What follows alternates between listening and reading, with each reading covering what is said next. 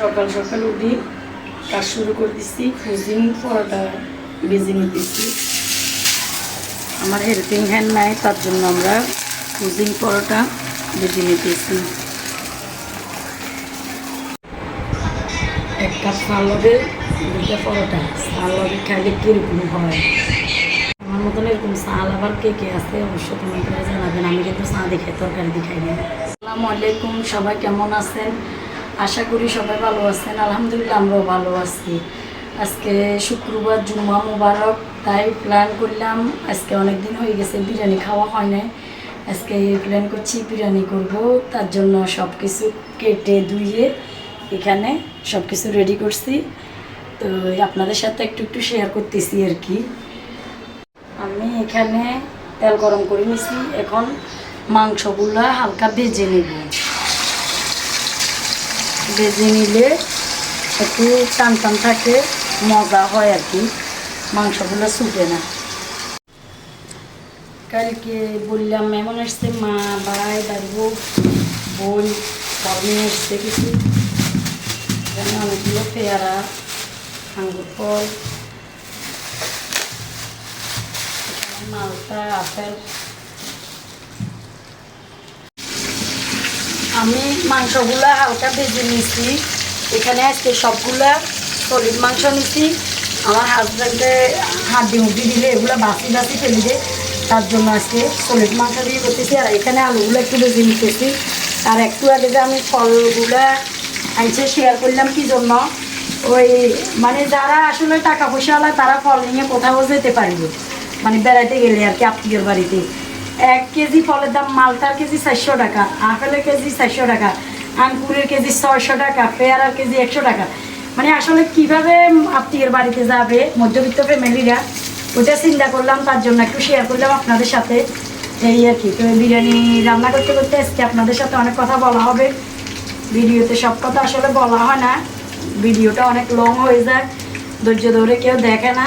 তো আজকের ভিডিওটা ধৈর্য ধরে দেখার অনুরোধ রইল সবার কাছে।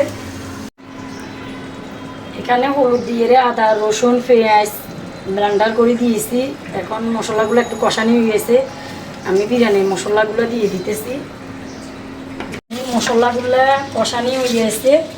তো এইখানে আমি আলু, তারপরে মাংস ভেজে রেখেছিলাম, এগুলো দিয়ে দিছি। এখন এগুলো কষানি হইবার পরে আমি পোলাওগুলো দিয়ে তো বিরিয়ানিটা করবো আজকে। এখানে পোলাওর জন্য আমি পেঁয়াজ, কাঁচামরিচ, তেজপাতা, দারচিনি, লং ভেজে নিতেছি। আর এখানে ডাল দিয়ে মুগের ডাল দিয়ে পোলাও চালগুলো ধুয়ে রেখেছি, এখন ভেজে নেব। এখানে পোলাও চালগুলো আমি ভেজে নিতেছি। আর এখানে আমার মাংস, আলুটা। একটা কথা হলো যে কি ভাই, আসলে এক লোকে আমাকে বারবারে কমেন্ট করে আমি নাকি বলে খালি আলু খাই আর কিছু খাই না। আসলে আপনি আমার ভিডিও সবগুলো দেখেন কিনা আমি জানি না। আমি দৈনন্দিন জীবনে যেটাই করতেছি ওইটা আপনাদের সাথে শেয়ার করতেছি। আমি ফুটাঙ্গি করতে এখানে আসি নাই, আমি এখানে কাজ করতে এসেছি টাকা খরচ করে।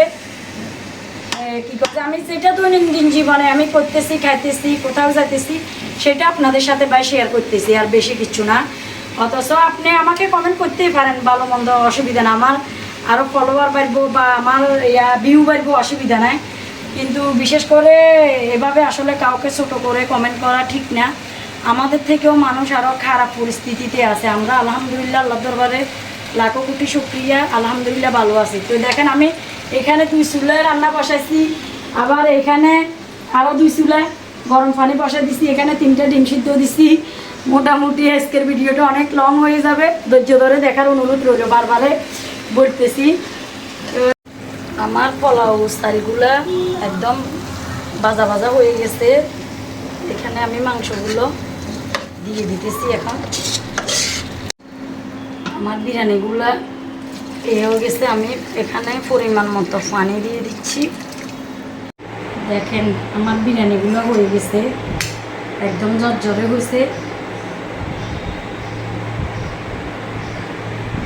আমি আর আমার ছেলে খাবো এখন।